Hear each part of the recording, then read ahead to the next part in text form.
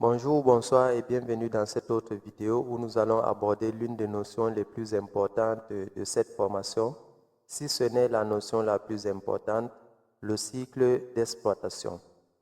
Déjà, nous avons vu dans les précédentes vidéos les notions de gestion commerciale et chaîne de valeur. Il n'est toujours pas totalement aisé de voir le lien direct entre gestion commerciale, cycle d'exploitation et chaîne de valeur.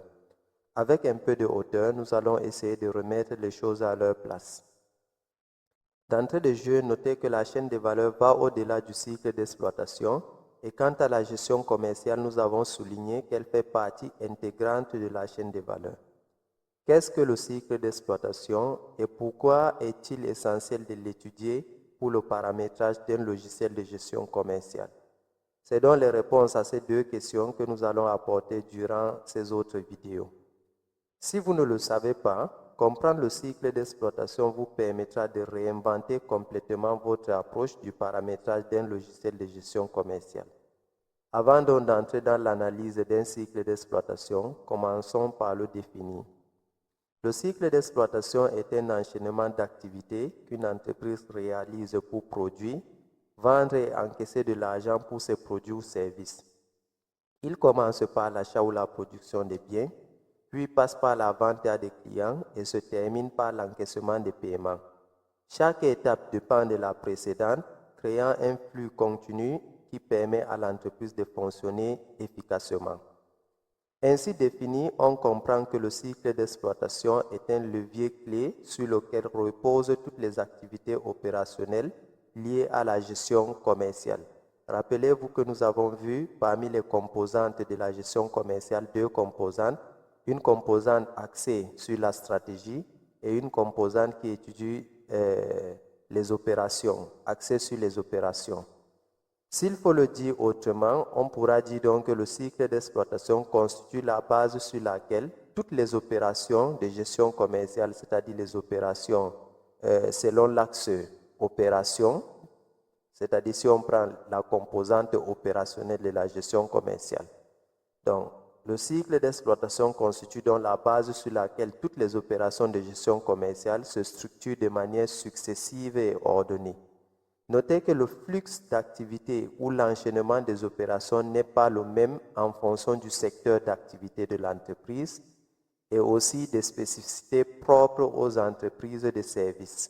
Nous allons donc voir quelques diagrammes de représentation des cycles d'exploitation en fonction du secteur d'activité. Il faut donc distinguer à la base trois types d'entreprises selon les secteurs. Nous avons le secteur primaire, le secteur secondaire et le secteur tertiaire. C'est ainsi donc que nous allons étudier le cycle d'exploitation des entreprises industrielles pour ce qui est du secteur primaire, des entreprises commerciales pour ce qui est du secteur secondaire et des entreprises de services pour ce qui est du secteur tertiaire. Il est vrai que nous avons 5 secteurs. Vous avez également le secteur quaternaire et le secteur quinquennal. Vous pouvez faire des recherches sur Internet, mais nous n'évoquerons pas ces deux secteurs dans le cadre de cette formation. Analysons rapidement l'enchaînement des opérations du cycle d'exploitation des entreprises industrielles.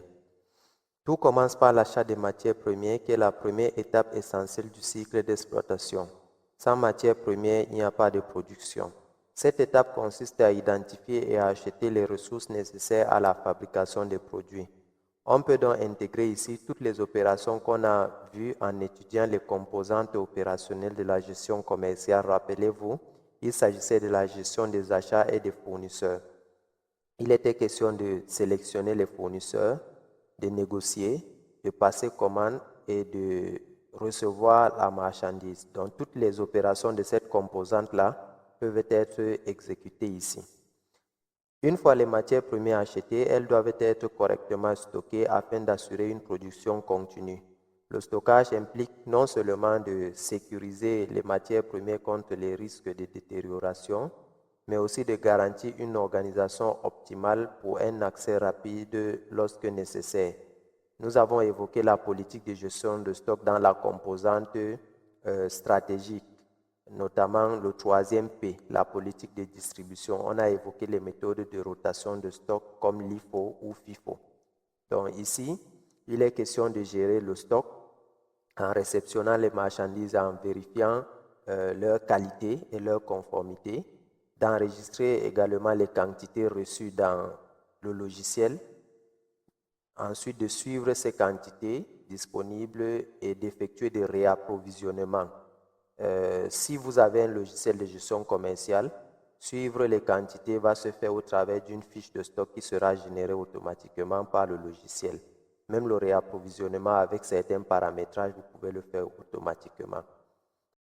Ensuite vient donc la production où nous allons ressortir les matières premières précédemment stockées pour les transformer en produits semi-finis ou en produits finis. C'est l'étape ultime pour les entreprises industrielles. La gestion de la production doit être optimisée pour maximiser les rendements. Les calculs sont faits dans le sens de la maximisation du rendement.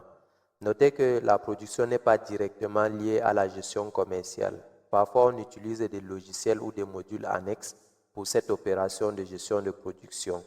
Dans la représentation également de la chaîne de valeur que nous avons vue, la production n'était pas prise en compte dans les activités de la gestion commerciale. Cela est dû tout simplement à la nature des opérations qui composent la gestion de production et qui sont facilement dissociées des autres opérations. Donc, dans les activités de la production, on peut avoir plus ou moins les opérations telles que la planification de la production en fonction des commandes et des stocks disponibles, le lancement des ordres de fabrication et la gestion des processus de fabrication, le suivi de la consommation des matières et des ressources, le contrôle qualité et l'ajustement des paramètres de production en cas de défaut. Donc, on verra certes la production avec Sage Sens et gestion commerciale, mais notez qu'il existe un module Sage dédié à la production uniquement. Donc ça, c'était pour une précision. Après la production, les produits finis ainsi obtenus doivent être stockés avant leur distribution. On va donc recevoir les produits et enregistrer dans le système de gestion commerciale. On va organiser le stockage en fonction des types de produits finis et de leur méthode de rotation. Une fois les produits finis prêts, on peut donc les vendre dans les meilleures conditions. Ici entre en jeu la composante gestion des ventes et clients, où on peut opérer les activités comme la négociation des contrats, l'élaboration des devis, la création des bons de commande clients, la facturation et le suivi des ventes, la gestion des livraisons et tout ce qui va avec tout ce qu'on a eu à voir. Bien sûr, on n'a pas cité toutes les activités dans leur exhaustivité, mais toutes les opérations qui peuvent entrer dans cette composante-là peuvent s'opérer ici. Après toutes les opérations relatives à la vente des produits, il est important de gérer l'encaissement des paiements clients. On peut intégrer ici toutes les opérations de la composante opérationnelle relative à la gestion des créances clients. Cela inclut le suivi des paiements des clients et la relance des créances impayées. Une gestion rigoureuse des encaissements va permettre de maintenir et équilibrer la trésorerie de l'entreprise et de réduire ainsi le risque d'impayé. Vous verrez donc que le paramétrage qu'on fera dans le logiciel, notamment en ce qui concerne les modes de paiement, chèque, virement bancaire ou espèces, ainsi que des modèles de règlement incluant des échéances accordées aux clients, va nous permettre de suivre efficacement le recouvrement des créances. Ensuite viendra la composante trésorerie. Il n'y aura pas grand-chose à dire, mais notez que la gestion de la trésorerie garantit la solvabilité de l'entreprise. Elle consiste à gérer d'un côté les flux financiers entrants, comme nous l'avons vu, les encaissements, et les flux financiers sortants, les décaissements. Notez également qu'une bonne gestion des délais avec tous les paramétrages que nous ferons permettra de garantir à l'entreprise une trésorerie saine et peut même aussi la permettre de faire des prévisions, autant pour moi de trésorerie, au travers des encaissements futurs en fonction des échéances accordées aux clients et des décaissements futurs en fonction des échéances obtenues auprès des fournisseurs. Le cycle va donc prendre fin avec le décaissement. Il s'agit ici d'effectuer tous les paiements, notamment les paiements fournisseurs. Une gestion optimale des décaissements est essentielle pour maintenir une bonne relation avec les créanciers et éviter les pénalités liées au retard de paiement. La gestion des flux sortants influence directement la stabilité financière de l'entreprise et son image auprès des partenaires commerciaux. À cette étape, l'entreprise doit donc parvenir à maîtriser toutes les opérations de la composante de gestion des dettes fournisseurs que nous avons présentées précédemment, notamment le suivi des échéances de paiement des factures fournisseurs, la centralisation et le paiement des factures arrivées à échéance. Voilà donc ainsi le cycle d'exploitation de l'entreprise industrielle. On va voir le cycle d'exploitation des entreprises commerciales. Pour le cycle d'exploitation des entreprises commerciales, nous n'aurons pas grand-chose à dire si ce n'est que la phase de production est quasi inexistante. On a toujours une phase achat marchandises où l'on va déployer toutes nos opérations relatives à la composante gestion des achats et des fournisseurs. Ensuite viendra le stockage de la marchandise achetée. Ensuite, la vente des marchandises où toutes les opérations de la composante de gestion des ventes et clients vont se déployer. Après donc la vente des marchandises, nous allons procéder à l'encaissement des créances clients. Ici, on pourra intégrer toutes les opérations relatives à la composante de gestion des créances clients.